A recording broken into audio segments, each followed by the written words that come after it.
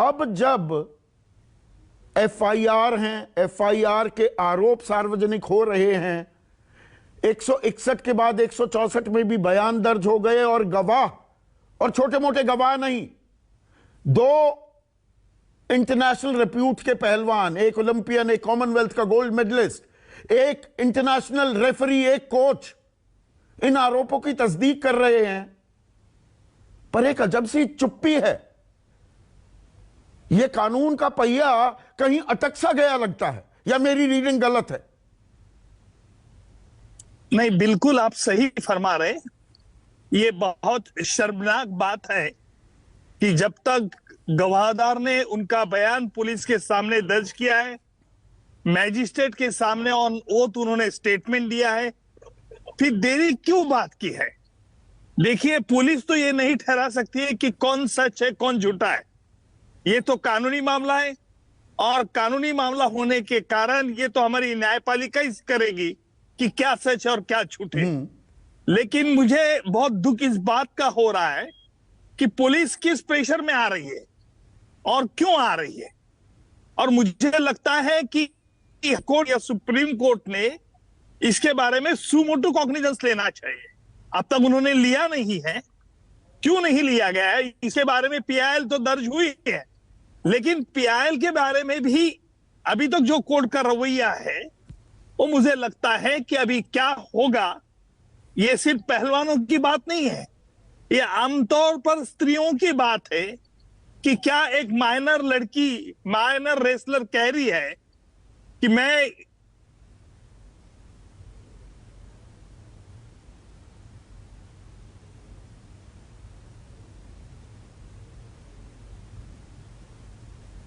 उज्जवल निकम साहब, लगता है क्योंकि आप ट्रैवल कर रहे हैं ग्रामीण इलाके में, थोड़ा कनेक्शन की दिक्कत हुई है। कनेक्शन रिस्टोर होते ही मैं वापस आपके पास आता हूं। लेकिन AK जैन, आप जो उज्जवल निकम कह रहे हैं, इत्तेफाक रखते हैं उस बात से? एक सेकंड, उज्जवल निकम आ गए। उज्जवल निकम, बात जारी रखिए प्लीज। तो देखिए, पुलिस का जो कहना है कि हम जो इंक्वायरी कर रहे हैं, तो इंक्वायरी को इतनी देरी, क्या निकलना चाहते हैं, पुलिस की क्या राय है? और मुझे लगता है कि तुरंत पुलिस ने कार्यवाही करना चाहिए। कॉग्निजेंस और कॉग्निजेबल ऑफेंस है, और जहां तक माइनर पीड़ित भी उसमें है, तो मुझे लगता है कि ये तो माइनर पीड़ित होने के कारण जिसको पोक्सो एक्ट के भी तहत उसकी कानून की धारा लग सकती है, तो मुझे लगता है कि court should take on their own action. मुझे ये बताइए उज्जवल निकम साहब, पॉक्सो का मामला, और हमारे पास उदाहरण हैं, चाहे वो राजस्थान हो, छत्तीसगढ़ हो, सिर्फ एफआईआर दर्ज नहीं होती, चार्जशीट भी दाखिल हो जाती है, सजा का भी ऐलान हुआ है, और उसमें 10, 15, 17 दिन से ज्यादा वक्त नहीं लगा है।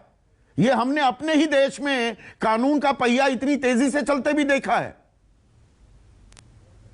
नहीं, इसलिए मैंने पहले ही कहा था कि यह शर्मनाक बात है कि देखिए, आज हमारे रेसलर्स को न्याय मांगने के लिए धरना बैठना पड़ता है, इस तरह से पब्लिक आउटक्राई करना पड़ता है। ये ऐसी स्थिति क्यों हो रही है? आप देश के सबसे बड़े प्रोसिक्यूशन लॉयर्स में से भी एक हैं उज्जवल निकम साहब। अभी अदालत के सामने तो जब साक्ष्य आएंगे तब वो फैसला सुनाएंगे, दूध का दूध पानी का पानी होगा। लेकिन प्रोसिक्यूशन की तरफ से क्या 37 दिन लग जाते हैं? दुनिया भर में घूमा जा रहा है, और आप तो वकील हैं भाई, आप जेल में किसी आरोपी को क्यों भेजते हैं, जबकि कानून का फलसफा है बेल नॉट जेल। पर जेल में इसलिए भेजा जाता है कि आप रसूखदार हैं, दबाव डालेंगे, सबूतों के साथ छेड़छाड़ करेंगे। 37 दिन हो गए एफआईआर दर्ज हुए, और मुख्य आरोपी रसूखदार है, और वो खुला घूम रहा है, वो डरा धमका भी रहा है, वो ऐसी भाषा का भी इस्तेमाल कर रहा है, मंत्रा तक कह रहा है इन पहलवानों को, और सब खुलेआम हो रहा है।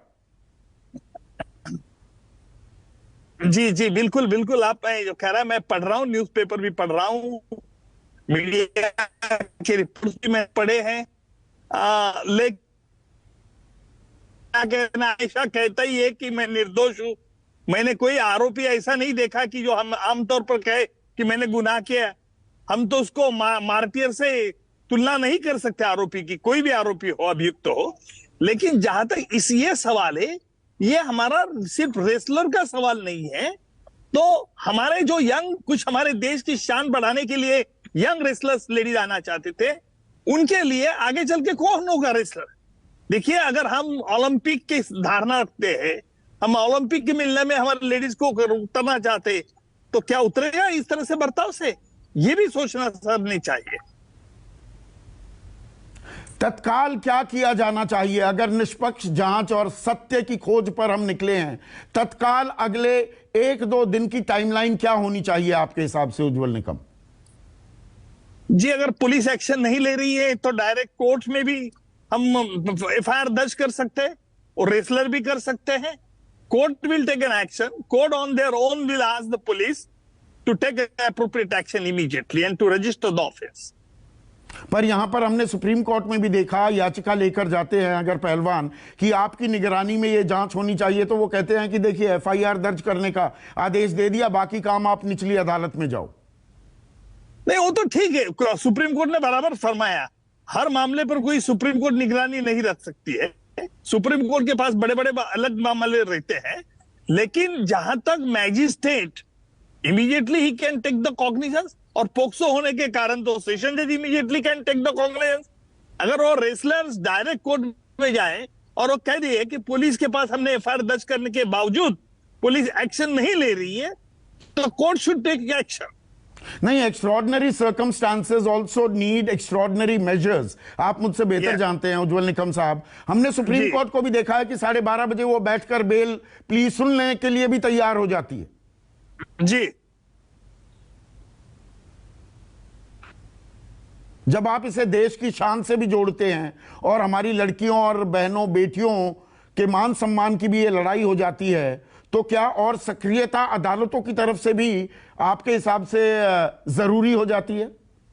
हाँ, मैं वही कह रहा हूं, अगर पुलिस अपना काम ठीक तरह से नहीं कर रही है, अगर किसी को आशंका है कि पुलिस के बर्ताव के बारे में, तो न्यायालय की सक्रियता इस वक्त हम एक्सपेक्ट कर सकते हैं।